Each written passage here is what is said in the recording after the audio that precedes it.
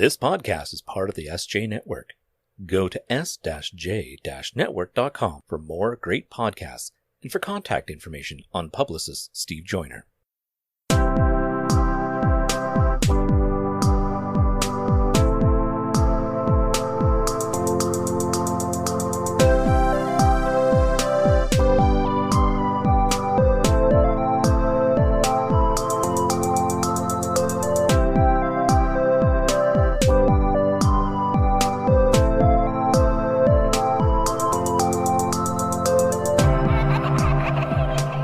You are listening to In a City Like Yours, a semi-monthly podcast featuring interesting people with interesting life stories.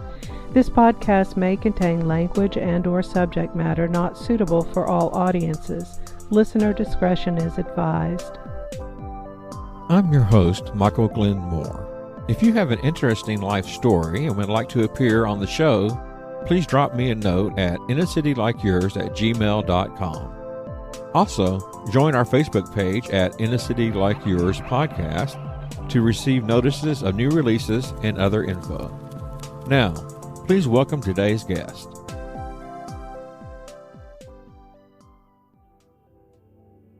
My name is Alison Church. I'm living currently in the city of Kansas City, Missouri. I am a transgendered author, transitioning from male to female. I discovered when I was 15 that I was different from most people. At that time, they did not have the term or philosophy transgender.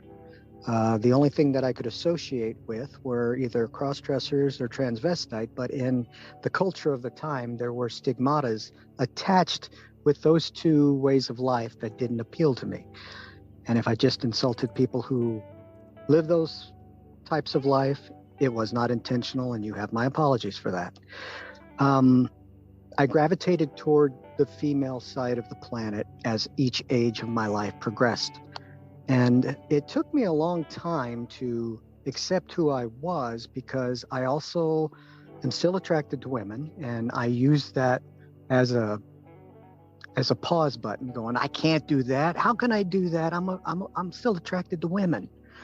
And my father was a retired Marine drill sergeant. Being who my father was, and if I would have told him and confessed to him who I was, he would have killed me. Both my parents are gone now. My mother would have been on the same side as my father, but she would have had the good sense and manners to keep it to herself. She was more subtle than my father was, but they both still had traditional conservative values. So my parents are gone, and back in 2020, when the modern plague hit us, I had some time to reflect on my life. And one day I just happened to look in the mirror at the right time. And I don't know if anybody else has experienced this, but your reflection looks back at you and talks to you. And basically it was telling me, enough, it's time to be who you are. And I started taking hormone replacement therapy, which is an adventure I would not suggest to the weak, because it's a roller coaster of emotions. I started my HRT treatment. I came out at work. I lost one of my family members. My youngest sister really doesn't have anything to do with it or talk to me anymore. So I still have one sister, and she supports me. I have also, during this adventure, been a writer. I am a published writer. I have 16 books out, one novella under my chosen name. My original name is Donald Allen Kirch, and that's where you can find me on Amazon. It will have my modern picture on there, my present picture on there. I plan on using his name as a DBA, kind of like my Richard Bachman books. Every novel and creative work that I do from now on will be under Alison Church. I write horror, science fiction, speculative science fiction, fantasy, dark fantasy, and romance. I have one historical novel out there that people have loved or hated. And it's kind of like baklava. You either love it or you hate it. It's a fictional account of the making of the motion picture Gone with the Wind. I didn't realize how people loved that movie until I started writing the truth about it. I'm also into the paranormal. I've been to several famous haunted places. And once when there was a house in Atchison, Kansas called the Sally House.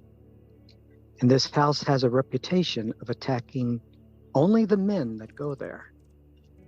And the reason being, according to the backstory goes, is that this took place in the 1860s when, unfortunately, skin color was the gauge of your opportunity in society. And this one gentleman who owned the house was the mayor of Atchison at one time and was a medical doctor. And he had a live-in African-American maid, and they both had an affair. And from that affair came the girl, Sally. As the story goes, the gentleman was also sort of the town drunk, too. Everybody knew he had a drinking problem. And one night when he was drunk, he either did one of two things, because the story gets fuzzy here. He either operated on Sally because she had a burst appendix, and it didn't work well because he was deep in his cups that night. Or he punished her by putting her out on the porch on a winter night and she froze to death. Either way, she passed away. And decades after that, any man that's lived in there since has been attacked by this ghost. And they assume it's the ghost of the little girl, Sally. Well, myself and a couple people went there one time. We were doing going to film a documentary, and we're going to put it on the internet and see if we could make it fly.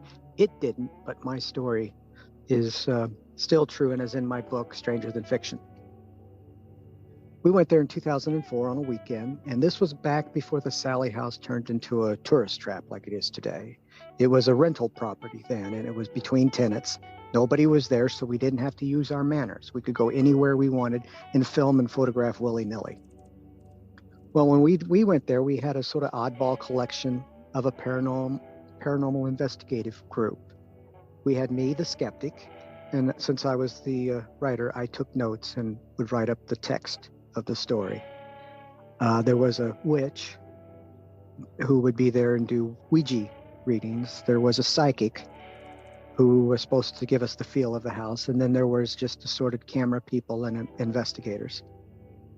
Well, we went there, and right off the bat, our cameraman got really sick. He just vomited all over the place, and when he left, he refused to come back in. So we didn't see him for the rest of the time we were there, and we were there for a whole weekend. The psychic to me was a screwball nutcase, and I was not impressed with her. The witch was a best friend of mine, so I knew she was legit, and she at least believed in what she was trying to sell. Well, as we were progressing after the event with the cameraman, we went up to the second story. It was an old Victorian era house with a very long staircase. And as we were up on the second floor, the EMF detectors that we had went nuts, which was unusual considering that all the electricity in the house was off. So it couldn't have been the wires in the house. We went into a room that's called the Sally Bear Room, and it's a room where all the people who go there want to pay respect to Sally leave her a stuffed bear or a stuffed animal. And that's where our witch friend decided to do a Ouija board reading.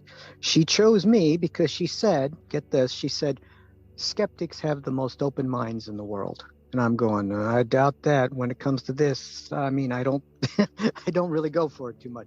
I'm an optimistic believer at best. So we did the Ouija board reading, and while we were doing the Ouija board reading, one of the ion detectors started to go nuts too. And we finished the Ouija board reading with not so much as a movement of the planchette.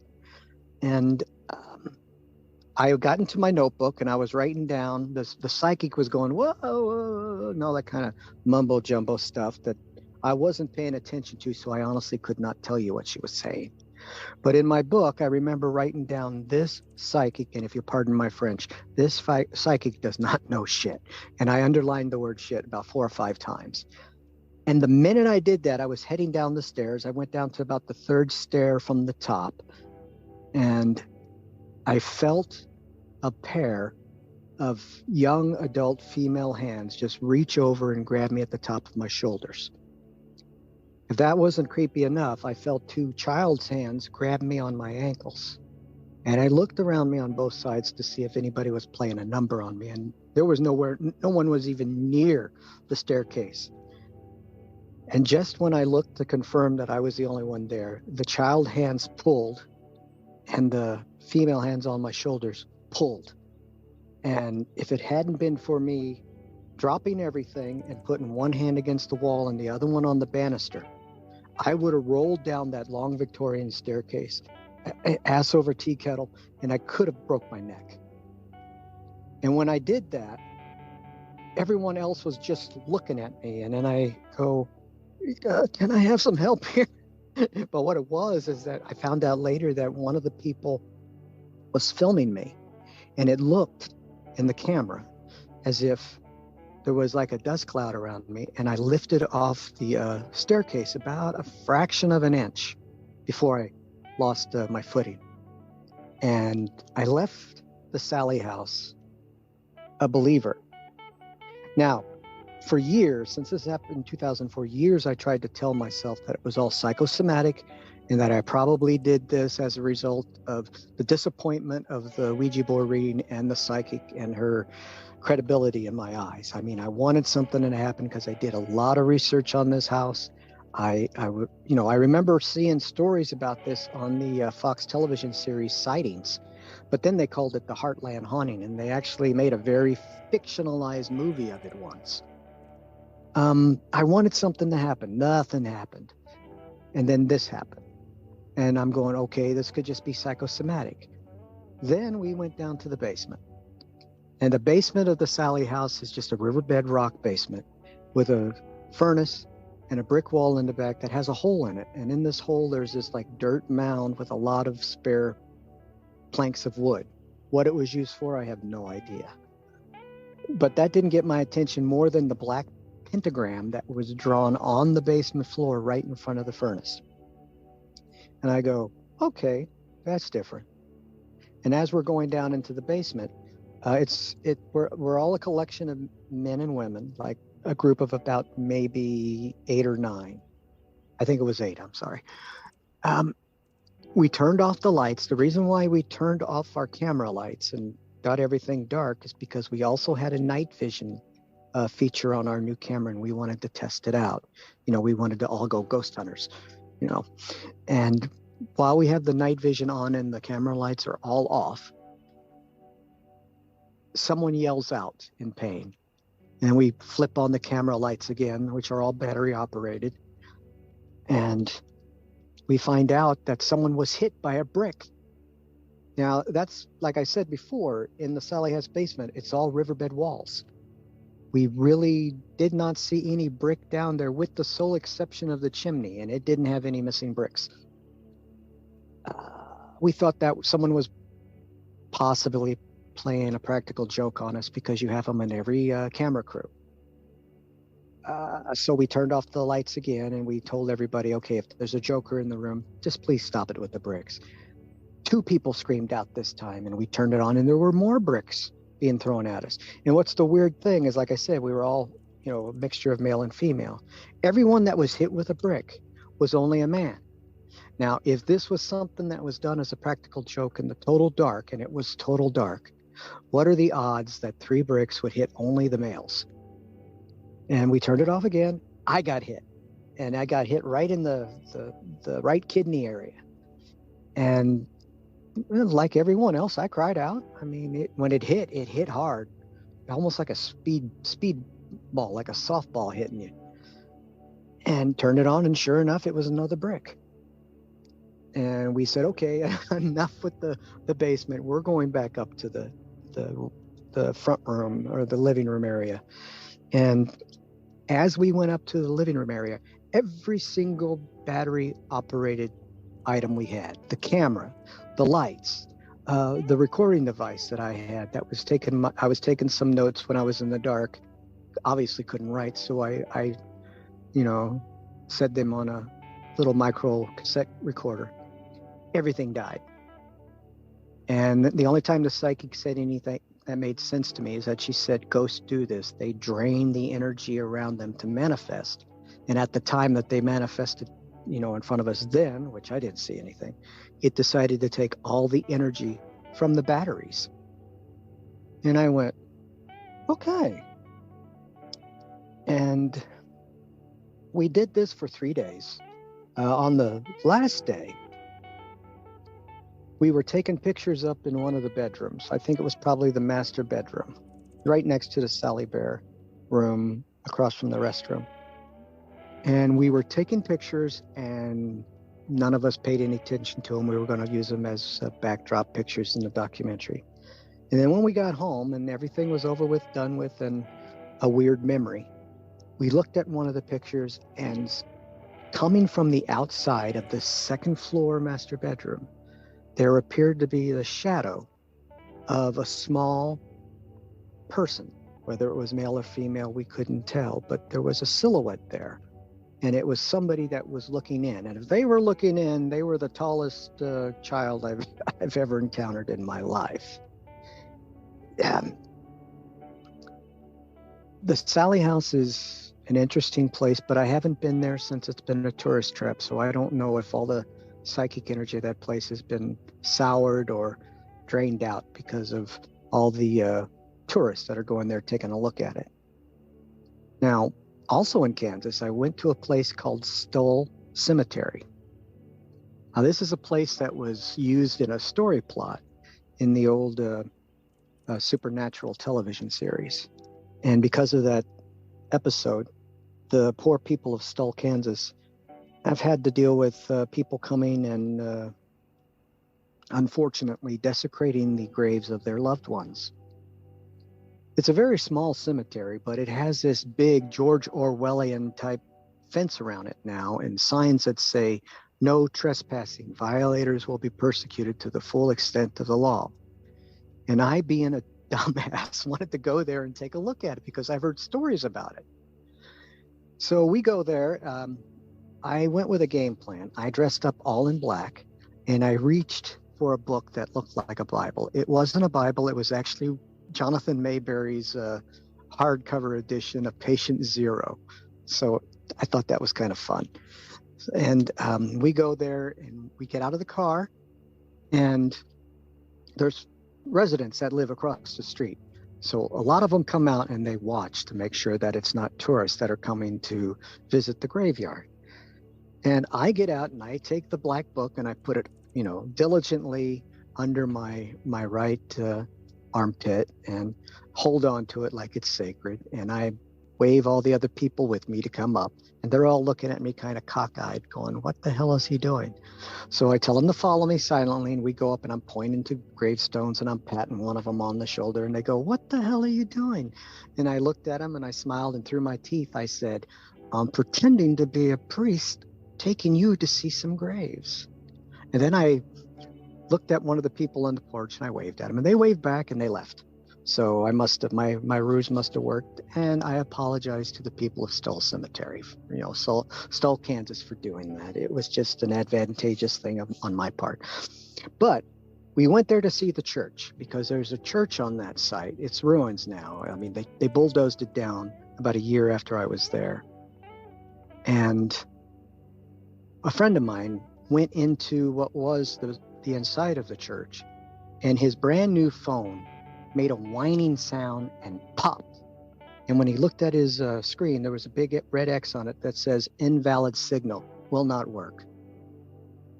And we're going, okay, I've never seen that on a phone before. And it was one of those new Samsung Galaxy phones. And he put it in his pocket. The church that's there, the ruins, has a dark history. It was supposed to have been built by field hands because they were going to put a church there, but one of the field hands didn't like the other, and he killed the person in that church. And having a murder being done in the place that was going to be sanctified ground, they couldn't sanctify it. So it was never made into a church. There's also a superstition or a wives' tale that says that the Stoll Cemetery is one of the legitimate gates to hell. And on midnight of Halloween, Satan's supposed to come and do a dance in the church. And a lot of people, unfortunately, went there. This was way before the supernatural craze. A lot of kids went there and went to the church when it was standing and would wait to see if they saw Satan. I couldn't tell you if they ever did, but I'm sure they, got a little bit of the grape and whatever illegal thing they could come up with, and, had a relatively good time. There's also a legend that nearby there's what they call the hanging tree, where there was a witch that was supposed to have been hung there during the settler days, and she was thrown in a common ditch grave because, once you're condemned being a witch, you can't be buried on sanctified ground. And according to what the story says, this witch was also carrying Satan's child. So every now and then on a Halloween, you'll hear Satan or something behind the hanging tree crying and lamenting for not only the loss of his, love, but also the loss of his child. And as we got in our cars and we headed back about 3 miles out of Stull, Kansas, my friend's cell phone did the same exact high whine and popped again. And lo and behold, it was working normally. And we went to his provider and we told him the story and everything. And he brought up that zip code and he looked and he said, that's strange because there were 6 cell towers near that location that could have carried any signal. So maybe the powers that be, or the powers that want to be, interrupted the service for a while and wanted to get our attention. It did. So that's my dalliance into the transgender universe and the paranormal universe. All wrapped in one. Now, during any of these episodes that you had was this before you became a writer? No. I've been a writer since 1997. This was while I was a writer, but I wasn't as established as I am now. And were you transitioning at the time, or was that you said No. It's only been a year, so well, it's been a year since I transitioned. That was back in 2004. I was still thinking about it, but I didn't start transitioning until 2020. Okay. Well, let's focus on your writing then. Okay. So did any of these episodes, did they relate to you in the way of you writing a book because of them? Yes. Some of the paranormal books that I write, I keep that in mind when I'm doing investigations on them. Like the book that I did mention, Strangers in Fiction's True Stories of the Paranormal, because they're true stories, being a skeptic, I could not write them like Charles Berlitz, who wrote like The Devil's Triangle and the Bermuda Triangle and stuff like that. Big paranormal, supernatural writer in the 70s. I had to do it from the point of view of a storyteller because that was the only way that I could understand it. I collected all the facts, did the research, and then I told the story that the research told me. And that book covers everything from the disappearance of Flight 19 to the so-called sightings of Noah's Ark on Mount Ararat. I do not debunk what these people said. I might add my own opinion, but like I tell them when I'm writing the story, it's just my opinion. Who inspired you to become a writer? Is there Yes. Yeah, go ahead. Yes. Richard Matheson. He was the one that inspired me. Yeah, a lot of people, when they hear his name today, unless they're chronologically gifted like me, they'll go, who's that? You might not know the man, but you know his work. He wrote such books that were made into movies like Stir of Echoes, Somewhere in Time, what was it? The one where Robin Williams dies and goes to heaven and finds out that his wife is in hell. Oh gosh, what is that? What dreams may come. May come, yes. Yeah, he wrote the book that was made into the motion picture, The Legend of Hell House. He wrote a very early Steven Spielberg directed movie called Duel, which was a story about a gentleman who was trying to figure out why this truck driver was trying to kill him for just simply cutting him, going around him and cutting him off in traffic. Yeah, that was Spielberg's first movie. Yes. It also had Dennis Weaver in it, who most of us old dogs will remember from the detective series McCloud. He did a lot of the really scary original Twilight Zone episodes. There's a Star Trek connection. He did the episode where a very young William Shatner was in an airplane, and he kept telling people that there's something on the wing of the plane. And later he would write an original Star Trek episode called The Enemy Within, where there was a transporter malfunction and it beamed up Kirk, but it beamed up the good Kirk and a bad Kirk. And they would battle each other while Spock was trying to figure out how to put them back together and stuff. He was an excellent writer. He revised a unpublished novel called The Night Stalker, and it was put on television in 1972. It's a story about a real life vampire that was loose in Las Vegas.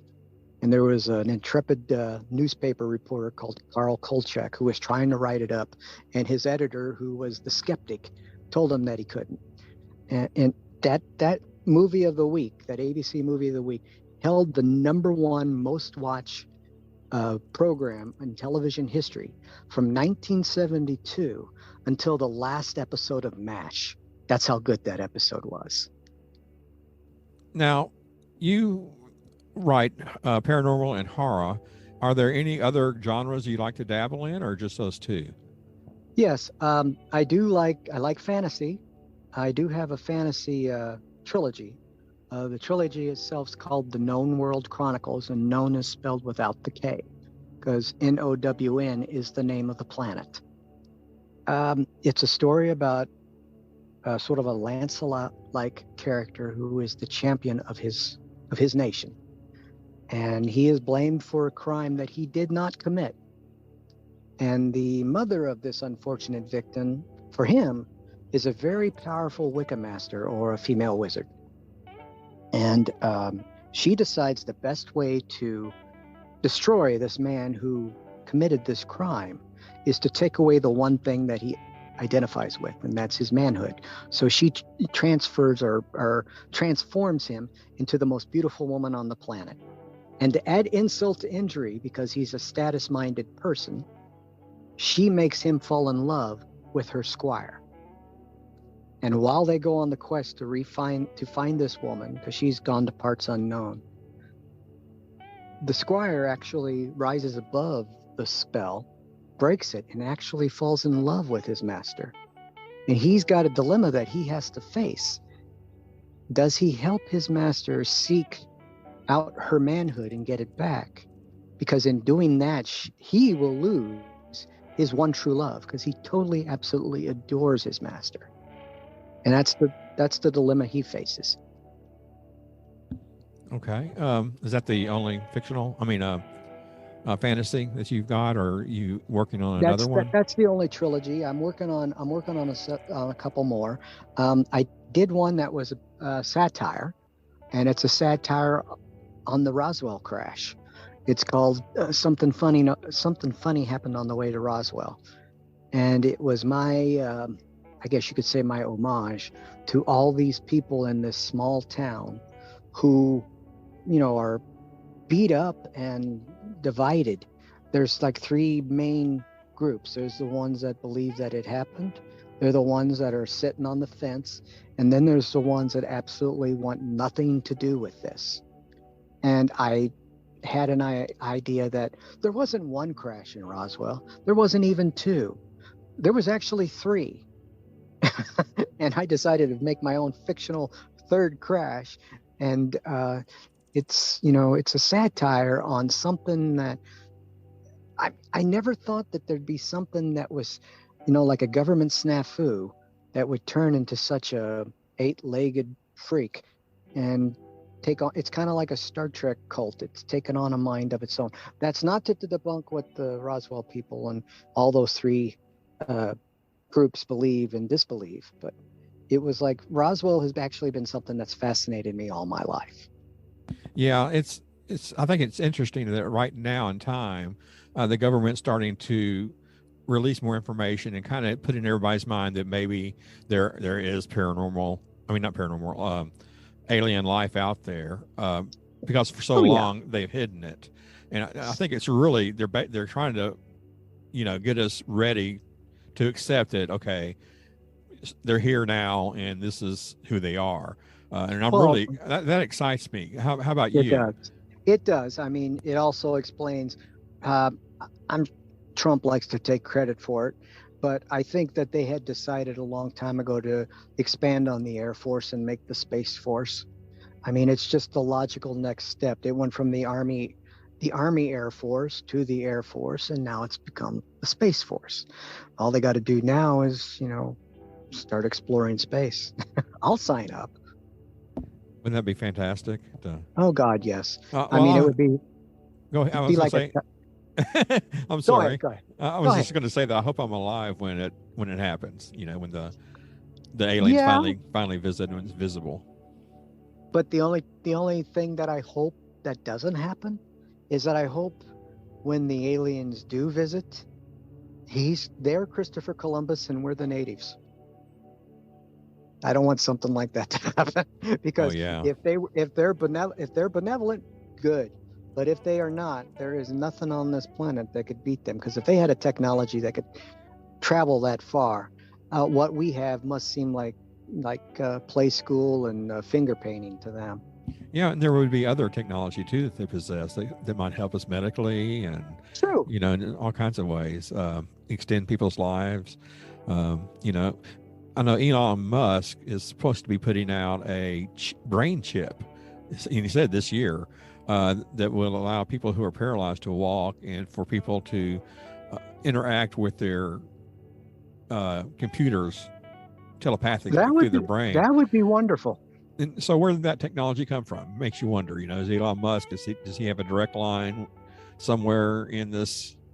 Is he paranormal? Is he alien, or because you never know? Well, if you're a big Doctor Who fan, Elon Musk does look a lot like Captain Jack. So if I ever meet John Barrymore again, I'm going to tell him, dude, if they ever do a movie about Elon Musk, get your agent to push you. Are your books available online? Yes, they are available on Amazon. When you look up my books, probably the best thing for you to do, and it pains me every time I say this, but legalities, look me up under my dead name, under Donald Allen, Allen, Kirch, Kirch. And I also have a website that's DonaldAllenKirch.com, but there's no space between the three names. It's just one big globby word. Yeah, I'll put that in the show notes so that people can either, if they can't remember the address, it'll be in the show notes for them to reference, as well as your Facebook, if they want to contact you through Facebook and. Absolutely. So. Absolutely. Okay. How about let me ask you this. If you could have lunch with somebody, living or dead, who would that one person be and why? Oh, that's a good question. I would want to have lunch with Rod Serling. He was a very influential character, or figure, I should say, to me when I was a child, because everybody had that 13-inch black and white TV, before they made color televisions that small and affordable.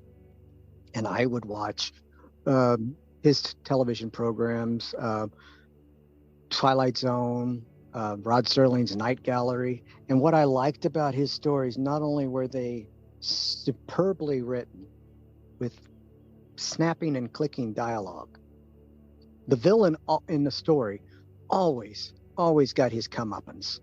And that's something that when done today doesn't seem to have the same finesse that it had during his time. And I've always admired his writing. I've always admired his eerie narrations. I mean, that guy could sell mayonnaise and make you scared while he's doing it. Indeed. He's a classic character, really, to be real and to have that kind of effect on people. How about if the same question, except with a fictional character? Mr. Spock. Because the duality that he had when he was on his shows and his movies, I related to that, because there was like I said, all my life, there's been a duality between Donald and Alison. And it was a battle for who was going to be standing when the fight was over. And luckily for me and my sanity, Alison prevailed. It's not to say that I don't like who I was. The socks and the shoes just didn't fit. But I would like to meet Mr. Spock so that I could tell him about my duality. And although it will be illogical and totally human to him, God bless him, I would like to get his input on that. And I would tell him that he had a remarkable influence on me and probably kept my logic on an even keel. Would you be human, or would you be something other than Vulcan? That's a hard question to ask, because I envy people who can keep everything, on a steady stream and have a poker face and all that. I obviously do not. When someone either makes me happy or makes me angry, they can read it on my face before the first word is uttered. That is a hard question to ask. Well, let's try this.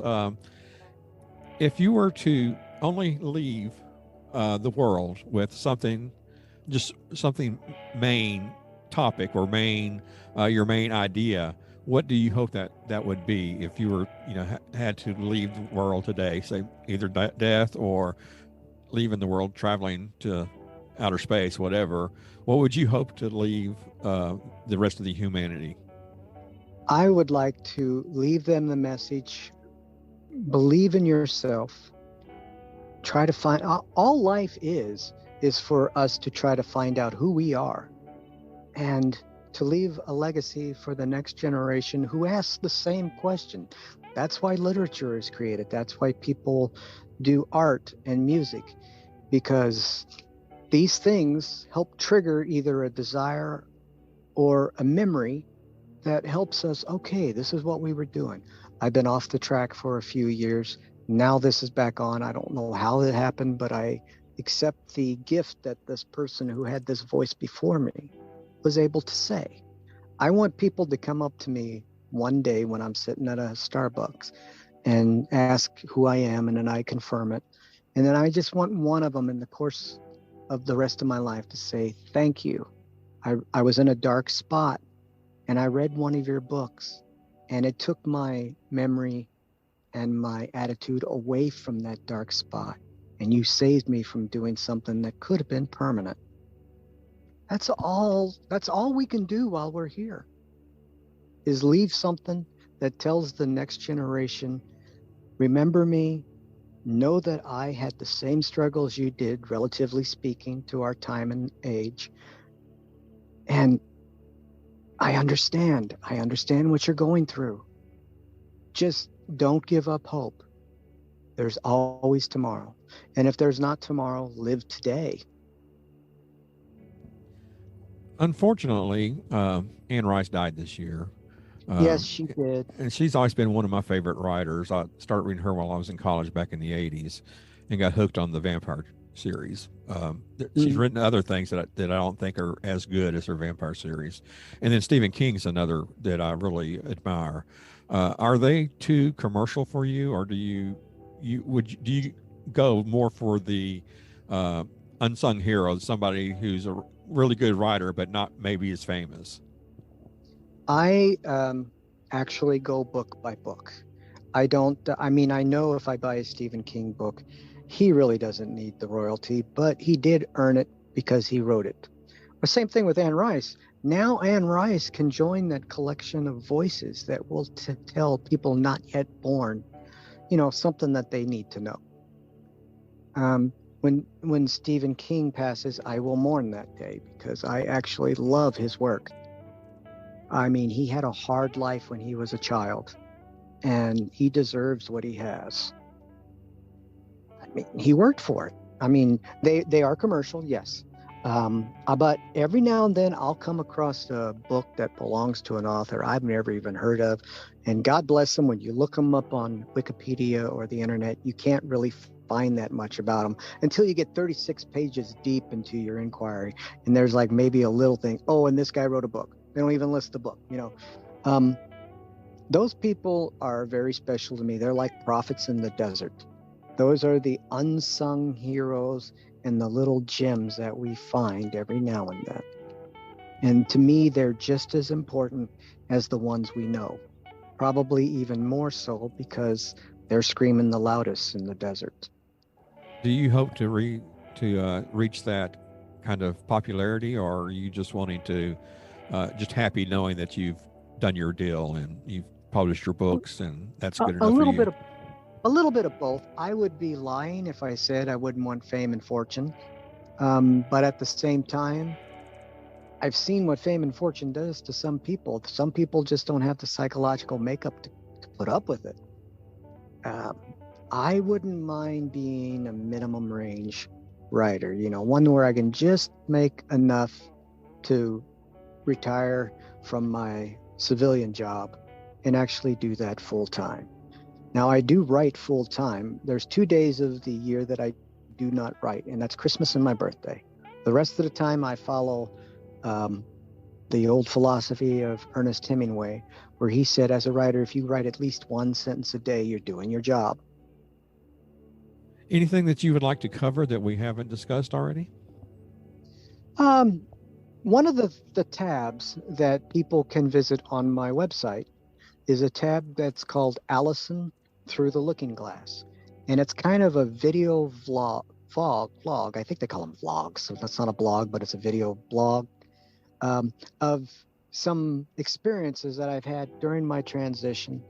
And it just gives me a way to vent, And if they want to really get to understand being transgender and what transgender go through, the good, the bad, and the ugly, they are certainly welcome to, peruse those episodes. Currently, I got 15 on them, and there could be more.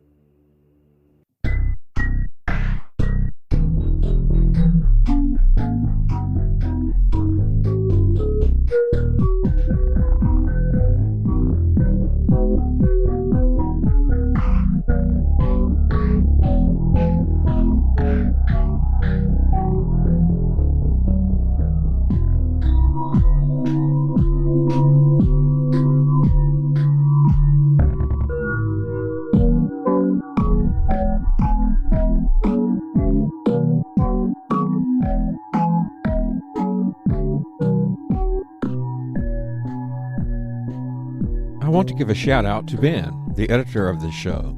Ben also has a podcast called Two Marks and a Spark. You can find it wherever you listen to your favorite podcast. Check it out. You won't be sorry.